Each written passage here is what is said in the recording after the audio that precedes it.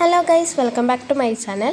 കീം 2026 അഡ്മിഷൻ്റെ സമയത്ത് നിങ്ങൾക്ക് വേണ്ട ഡോക്യുമെൻസിൻ്റെ ലിസ്റ്റാണ് ഞാൻ ഈ ഒരു വീഡിയോയിൽ പറയുന്നത്.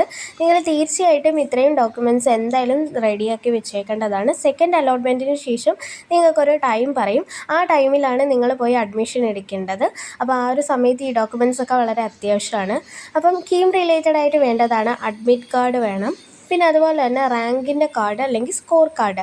അത് നമ്മളുടെ ആ ഒരു റാങ്കൊക്കെ വരുന്ന ആ ഒരു പേജില്ലേ, അതിൻ്റെ സ്ക്രീൻഷോട്ട് എടുത്ത് നിങ്ങൾ പ്രിൻ്റ് എടുത്താലും മതി. പിന്നെ അലോട്ട്മെൻറ്റ് മെമ്മോ, പിന്നെ ഫീ പേ ചെയ്തതിൻ്റെ റെസിപ്റ്റ്, പിന്നെ ഡേറ്റ ഷീറ്റും കൂടെ ഉണ്ട്. അത് ഞാൻ വിട്ടുപോയതാണ്. ഡേറ്റ ഷീറ്റും കൂടി നിങ്ങളൊരു ഡൗൺലോഡ് ചെയ്ത് കോപ്പിയൊക്കെ സേവ് ചെയ്തിട്ടേക്കണം. പിന്നെ ID പ്രൂഫായിട്ട് വേണ്ടത് ആധാർ കാർഡ് വേണം, പാസ്പോർട്ട് സൈസ് ഫോട്ടോ വേണം.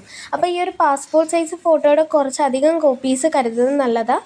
ഒരു 3-4 കോപ്പീസിൽ കൂടുതലും കരുതിയാലും കുഴപ്പമില്ല. എത്രത്തോളം ആവശ്യം വരുമെന്ന് നമുക്കറിയില്ല.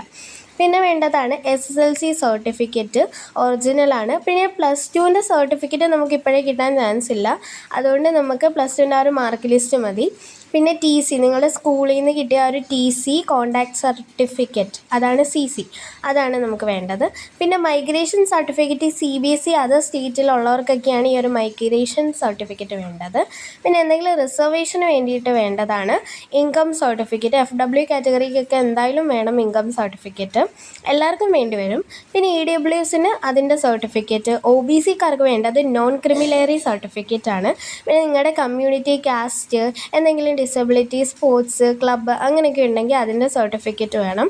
പിന്നെ മെഡിക്കൽ ഫിറ്റ്നസ് നമ്മളുടെ കോളേജുകാർ ആവശ്യപ്പെടുവാണെങ്കിൽ വേണം.